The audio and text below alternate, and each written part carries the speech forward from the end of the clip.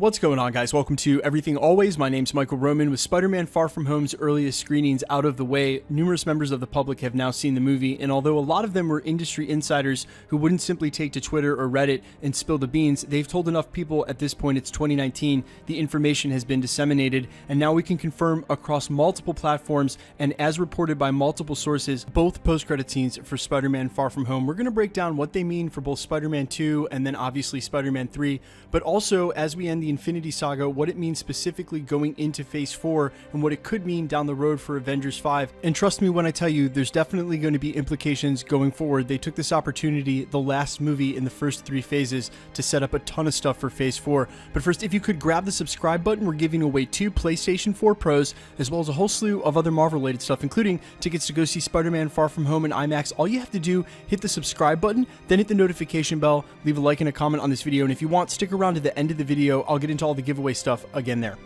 Okay, first things first, the normal spoiler warning. Please do not let this ruin your Spider-Man experience, and let me continue. Full disclosure, these are definitely verified by multiple sources, unlike some of the leaks that we cover here at the channel that are unverifiable and I tell you guys to take with a grain of salt. If you need the plausible deniability to enjoy these sort of leaks, and this is actually going to ruin your experience having known what these post-credit scenes were, and let me tell you guys, they are pretty awesome, then you're going to want to go ahead and back out now. I don't want to ruin your movie experience. These are legitimate leaks. They have been spoiled. You've been warned, and here at this point, we're going to get into both of the post-credit scenes. Now, the first of the 2 Spider-Man Far From Home post-credit scenes is the serious one, the one that pushes the plot forward into Phase 4, the second of which is extremely comedic and was also the one that definitely invoked those vintage Sam Raimi vibes, and we're going to get to that, but the first of which is an appearance by the Scrolls. Now, not only does this movie complete the Infinity Saga, but obviously sets up anything to come in Phase 4. We were expecting some sort of villain to show its face at the end of Avengers Endgame, and perhaps that being the bookmark that it wasn't the appropriate time and place to introduce said villain, and rather the homage to Iron Man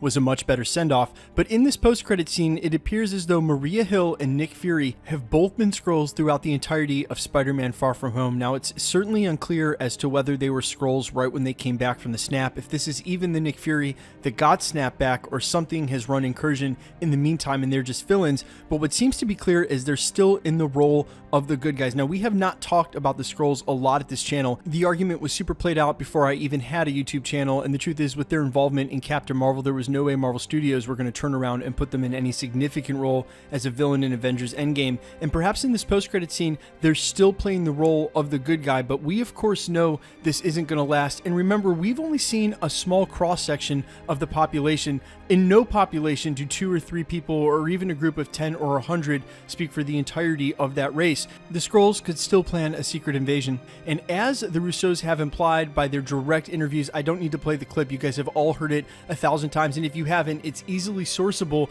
That's probably what's going to end up happening in Phase 4. Now, let me make this clear, that is not Secret Wars, it's not Secret War, it's Secret Invasion, where the Scrolls are swapping, and you see that most famous picture of Captain America with the Skrull with his hands on his head. There are a lot of secret quote-unquote runs in the Marvel Universe. Even Secret War is different than Secret Wars, the initial storyline in which Spider-Man gets his black suit. Either way, during the post-credit scene, we learn that the Scrolls are still assisting S.H.I.E.L.D. in some capacity, and if there are Scrolls still aligned with S.H.I.E.L.D. in the Avengers, then perhaps Secret Invasion will see Scrolls fighting on both sides, those aligned with Earth's heroes and those wishing to invade it. That's not too far outside the realm of possibility, which also includes that these Scrolls are actually doubling Nick Fury at his behest as he takes care of something else somewhere else. With everybody reappearing after 5 years, there's going to be a ton of strife in both the criminal world and like supervillains masquerading as superheroes, creating elementals that threaten to destroy cities, but also governmental institutions across the globe, which are right up Nick Fury's alley. It's yet to be seen what this exactly will mean, but the big takeaway is that the Scrolls' inclusion in the last seconds of the Infinity Saga definitely foreshadowed them as a major player in Phase 4, Phase 5, perhaps leading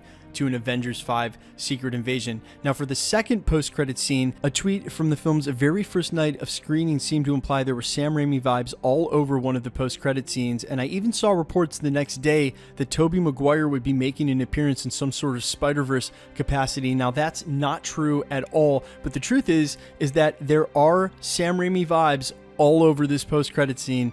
J.K. Simmons is back as J. Jonah Jameson. I literally cannot believe that they decided to recast an original casting, but if you're going to do that from a different universe, he's absolutely perfect. Also, it's been long enough at this point, and he's such an ancillary character and a perfect casting that it doesn't ruin any sort of continuity. If anything, it's a touch of nostalgia, and when somebody's just so right for the part, then recasting him is actually quite endearing. And I don't think there's any significant damage here done by recasting someone and letting them reprise the same exact role. In almost any other scenario, I would say that's an absolute no-no, but this is an ancillary character and a perfect casting. Also, I will not ever try to spin a theory that they're somehow the same J. Jonah Jameson. They are totally different. They're just different incantations of him in different universes, but there's no connection there. There's no theory to be had. It's literally just him getting recast, and I swear if I see that theory anywhere that they're the same, I'm literally going to lose my mind. And you know a certain somebody's going to have that video up in the next 48 hours because I even brought it up here.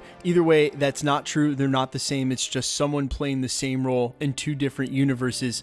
These two post-credit scenes really do a lot in setting up Phase 4, but I'm very surprised at the absence of any inclusion of the Sinister Six. Now, there's a chance that whatever they hope to set up for Phase 4 and the Sinister Six beyond some Easter eggs actually take place during the movie. If there's a Norman Osborn or any other castings for that, then it's picture locked in the actual film and not a post-credit scene. They choose to do these two things, but the actuality of them not setting up the Sinister Six in this film might be high if there isn't a post-credit scene, which really begins to make me wonder if we all jumped the gun on this supposed sixth film. If they're going to finish the Spider-Man trilogy, there have been mixed reports everywhere, and no matter what you hear, no one knows for sure. The initial report was definitely 5 movies. I've seen that sourced somewhere, which would be Avengers Infinity War, Avengers Endgame, Civil War, Spider-Man Homecoming, and now Spider-Man Far From Home. That would not include a third one, and Sony is coming guns a-blazing with this new Venomverse. Spider-Man Into the Spider-Verse was a huge hit, and what I'm really trying to get at is if they're going to build out a secret invasion and you don't have Spider-Man, if they're going to try to do the Sinister Six